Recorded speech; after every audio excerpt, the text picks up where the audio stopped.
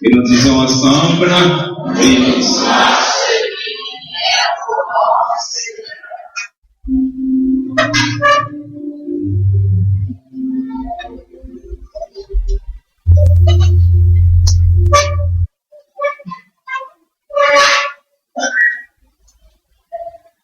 je rappelle pour ceux et celles qui n'étaient pas là, au moment où la lecture d'où sera tirée, notre méditation a été faite, que celle-ci a été faite dans 1 Thessaloniciens chapitre 2, verset 10 à 12.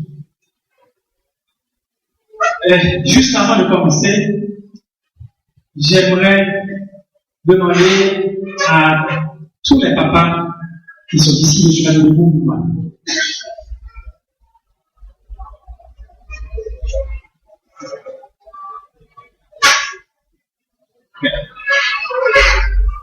Merci.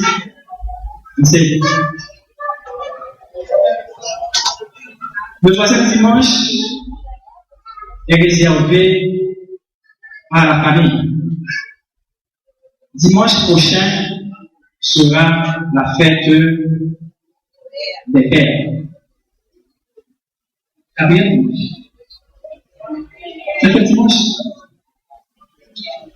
Aujourd'hui, c'est la fête des pères en Amérique du Nord.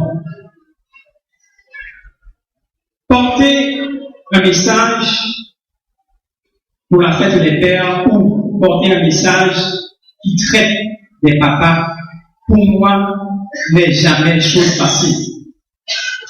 Et la raison est simple, c'est parce que les pères sont tellement décriés chez nous. Lorsque j'observe les messages qui parlent, qui sont portés sur la fête des pères, les versets qu'on trouve pour méditer, à mon avis, paraissent toujours tendres. Par exemple, Proverbe 21, on parle de la femme vertueuse. Lorsqu'on parle de Anne, la mère de Salomon, on parle de Marie, la mère de Jésus, et j'en passe. Par contre, quand on veut méditer sur la fête des pères ou sur les papas, on trouve des versets du genre Père, n'attristez pas, n'irritez pas vos enfants, n'irritez pas.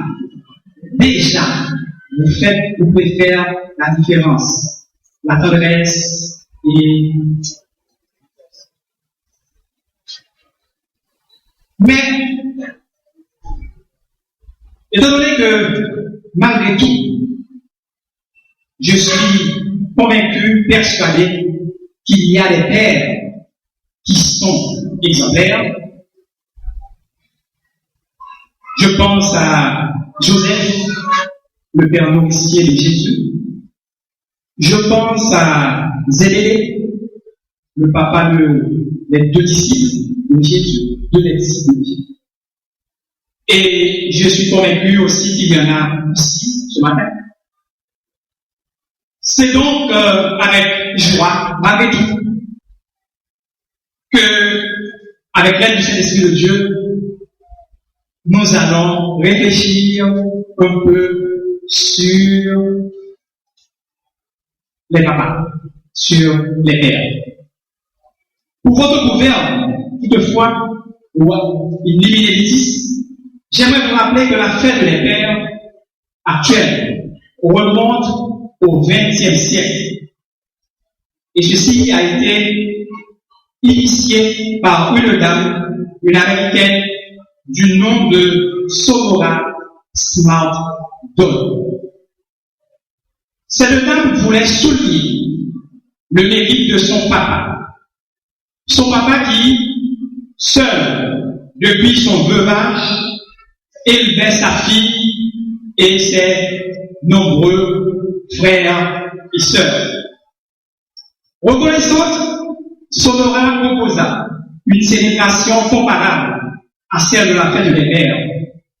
Ainsi, en 1924, le président américain Calvin Coolidge se montra favorable à la création d'une journée nationale consacrée aux pères.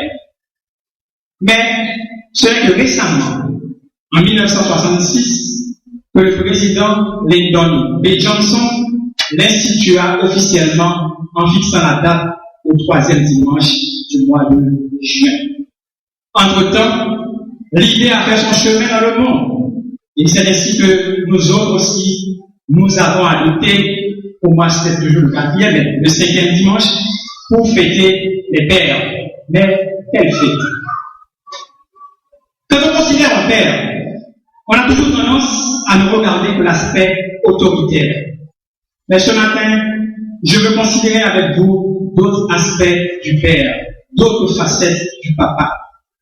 Et c'est pourquoi le titre de notre méditation de ce matin est « Qu'est-ce qu'un papa ?» ou, si vous voulez, quels sont les qualificatifs d'un papa ou d'un vrai papa.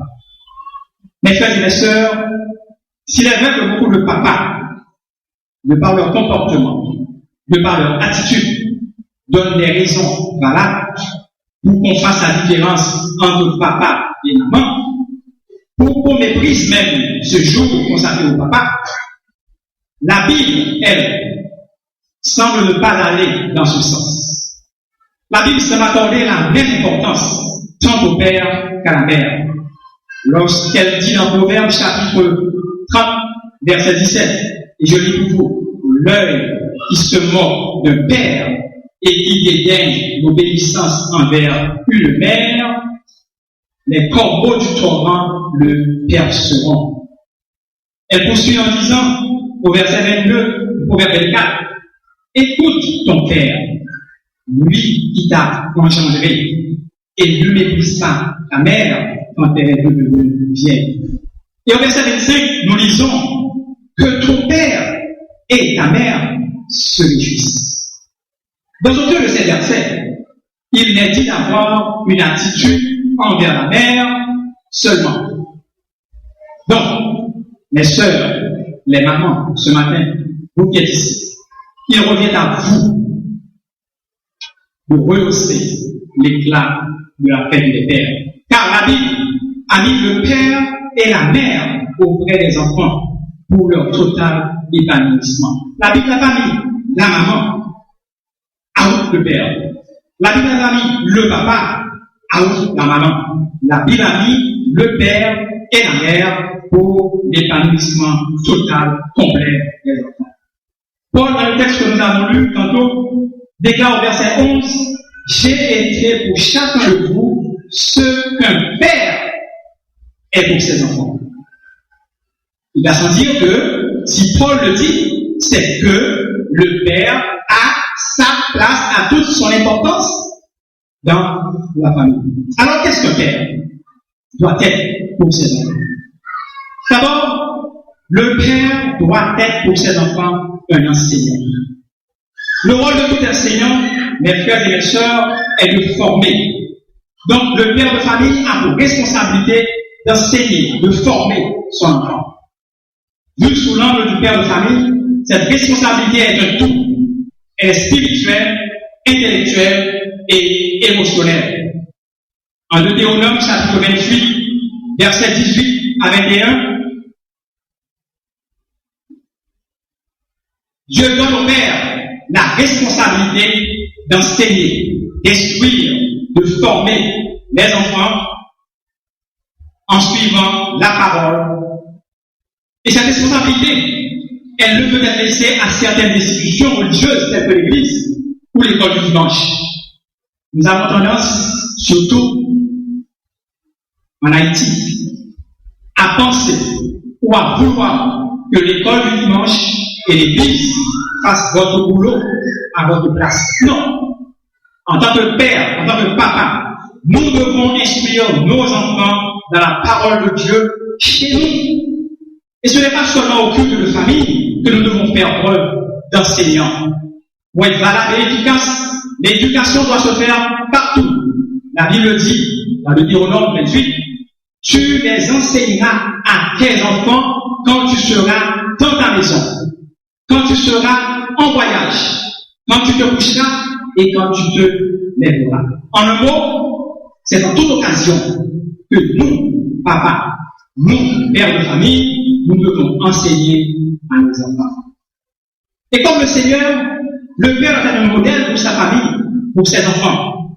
Les enfants suivent toujours l'exemple de leur papa.